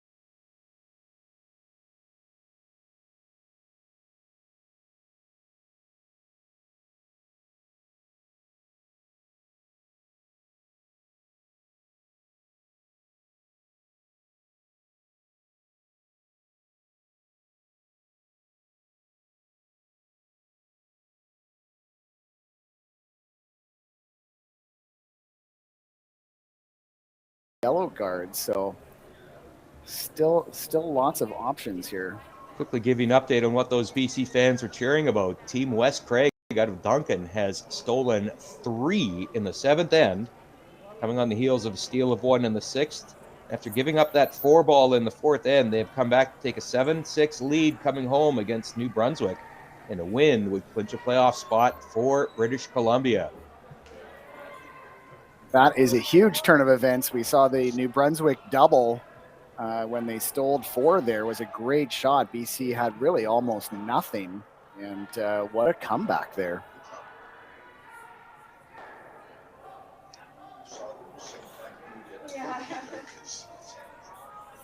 Just drawing in behind that corner, it looks like. That creates the Christmas tree effect again there. Probably had more weight than he was looking for, but it finished up enough at the end that it doesn't look like there's a double, unless he happens to just skinny the guard, but he's not going to be wanting to come anywhere close to that guard. TJ, just going back to that BC New Brunswick game for a minute, you've probably played West Craig a time or two and club championship provincials, and that guy not much phases him. In BC curling, if you look up veteran in the dictionary, you see a picture of West Craig. Veteran and savvy. Not unlike the man just throwing this rock, Paul Fleming. He's going to be looking for a hit and roll here. Well by the guard. Looks really close. Oh, Hit. that's a great shot, Al. And roll, just like they draw it up, and that's over-buried, and Saskatchewan's going to be hard-pressed now, even to score. That's a huge shot, so there still is a double for 2, but it's got to be the absolute perfect angle. Really has no choice but to go for it. He could draw to the button and get 1, be 2 down coming home. It's not game over, but the odds aren't great. Even making this double and taking 2, you're 1 down, so you really have to go for it. That might have been a game saver there for Paul Fleming. Game winner, potentially, too. And I agree, though, that was TJ. a big shot. Yeah, not much option. I think you got to play for that double.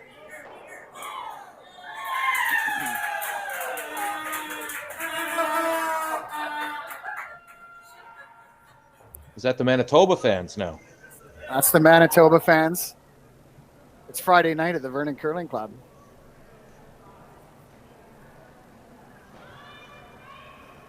Seven best words in curling, no? Okay, so he's going to be looking at the long corner guard here. I think the yellow double is there, but he would have to throw it really hard to hit the shot rock thick, in which case leaving your shooter around is going to be tricky. It's there. Is that also an example of, it talked about, TJ, sorry to interrupt, that the striking bands on these rocks do not produce a ton of spring effect either. So is that a thought process as well? That's a keen observation now, that's for sure. These aren't the most lively rocks around. We're looking at doing something about that here in the off season coming up. But really, this is a skip's choice, whatever fits your eye. Either way, he's got to make a perfect shot. So defer to whatever the skip is seeing. Big shot here for Bruce Cordy. Angle raise, 15 feet at least. Looks like he's in the wheelhouse here. Sweepers are on and off. A little bit high side. Did he get lucky? No. Well, great try, but it's going to be a steal of 1 for Nova Scotia. The Saskatchewan with last rock when we come back for the 8th end after this.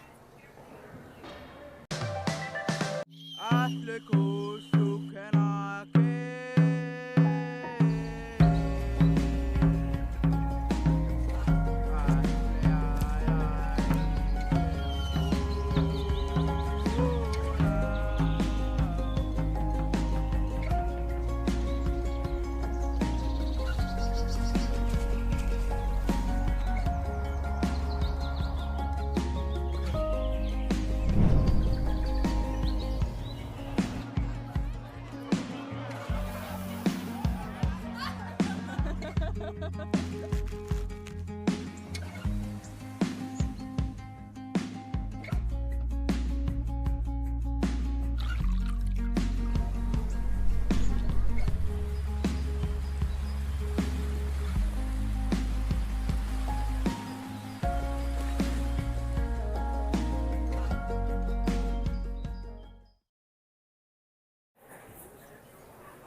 are back at the Vernon Curling Club, and what a dramatic game we've had here tonight, TJ, is Nova Scotia, that great hit and roll by Paul Fleming, and that leads to the steal of one, and it's an 8-4 lead coming home for Nova Scotia.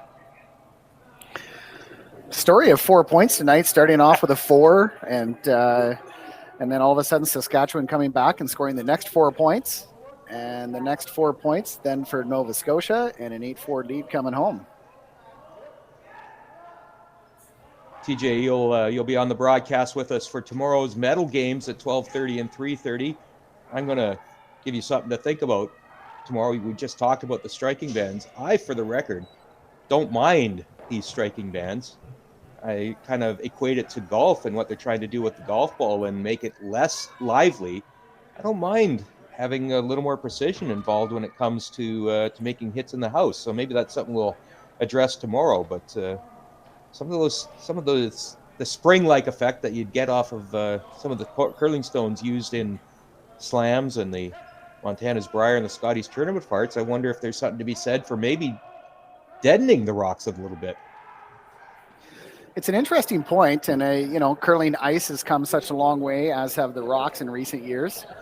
And a lot of times, especially for the A-level curlers, the ice is so perfect that you almost wonder about having an event where the ice is, call it a little bit old school. And bring some of the skipping prowess back into play. But I can tell you that we were in the Assiniboine Curling Club for the Club Nationals last week, and their rocks were very lively. And it was a big difference for us. I don't doubt it.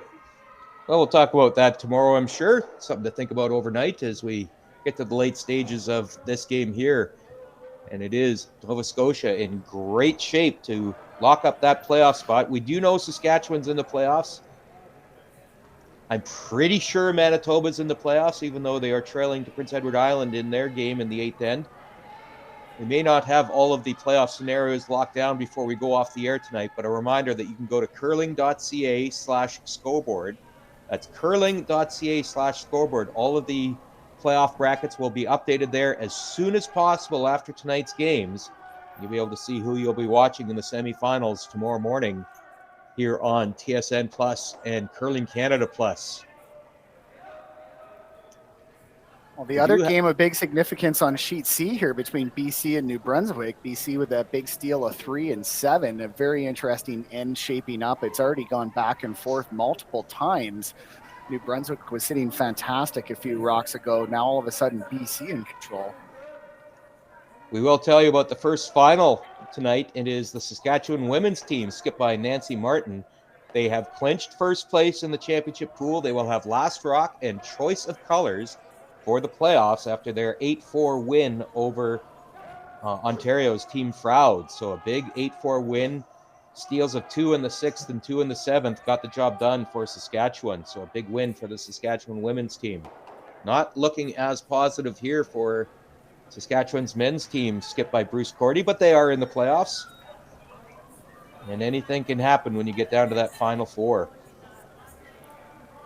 As you say, super interesting with the Olympic-style playoff. We've all gotten used to watching the page, which has its own attributes. But that first game in the Olympic-style playoff is such a big game, and everything that's happened so far in the week really doesn't matter. It all comes down to those 8 ends and those 16 rocks for each individual player.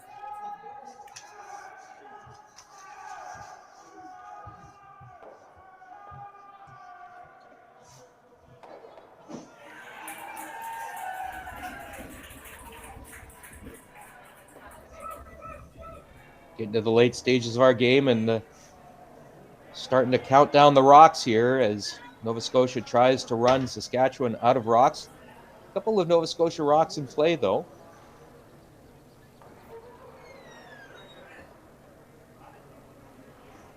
We're hearing the crowd cheer. Of course, there's a number of BC fans here, but clearly a strong New Brunswick contingent because that end is flip-flopped once again with New Brunswick needing 2 to win and sitting 2 buried now. A lot of friends and family have traveled to Vernon for this event. And they have been doing some pretty good business up there in the lounge here at the Vernon Curling Club. I've visited once or twice, research purposes only. We'll see you in about 15 minutes up here, Al. Well, I'm not saying no. Got to decompress after this 10th night of curling here. Close out the championship. You're doing a great job. You deserve it. So Peter Burgess now has a chance to remove a couple of those Saskatchewan stones, and only 4 rocks to come for Saskatchewan. They need to make them all count. They do have a couple in the rings.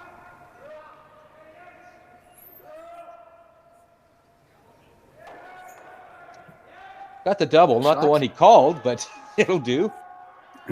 No pictures on the scorecard, as they say.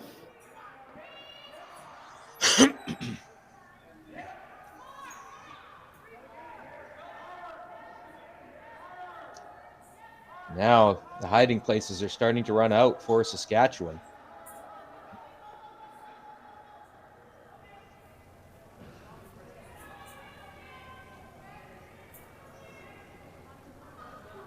The way it stands right now, both of these teams, Saskatchewan and Nova Scotia, will be in the playoffs tomorrow morning.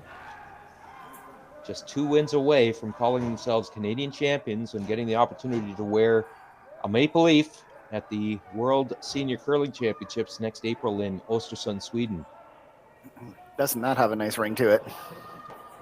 Listen, that's way up there. I didn't realize how far north it was until I booked my tickets there last week, and that is further north than Yellowknife. Wow. Yeah.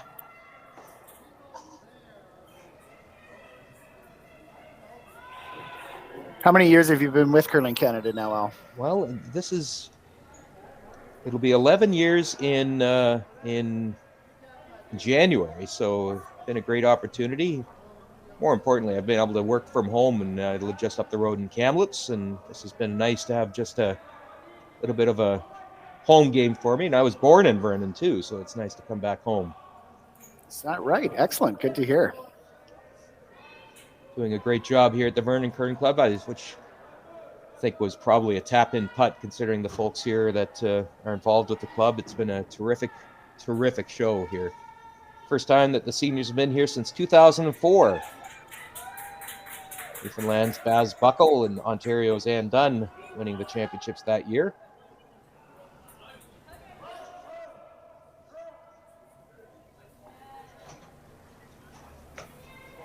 So you do the math. There's 1 Saskatchewan stone in the rings, 3 at the other end. They all have to count. And one of them happens to be wide open here, so I think we could be seeing handshakes pretty quick. Errol McKee now.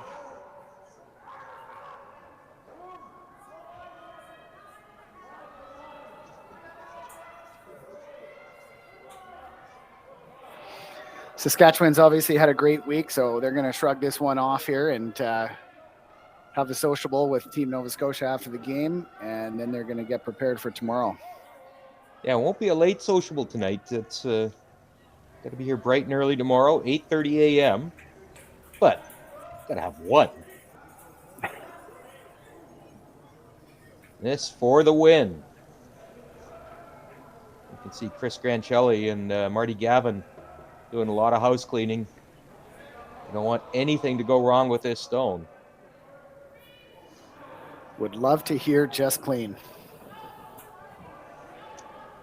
The 2 sweetest words in curling. I suppose the 4 worst words, hard for a piece. That looks like a just clean, Al. Yep. And the gloves will come off. What a game. And it is going to be an 8-4 win for Nova Scotia. They are headed for the playoffs, as is Saskatchewan. A reminder that you can go on to curling.ca/scoreboard later this evening. Once all of these games are done, you will get the updated playoff brackets and the schedule for tomorrow's games. And we will be back on the air at 8:30 in the morning tomorrow with the semifinals here on TSN Plus and Curling Canada Plus at the Everest Canadian Senior Curling Championships. So for color commentator TJ Perapolkin, this is Al Cameron saying so long from Vernon. Thanks, Al. See you tomorrow. All right.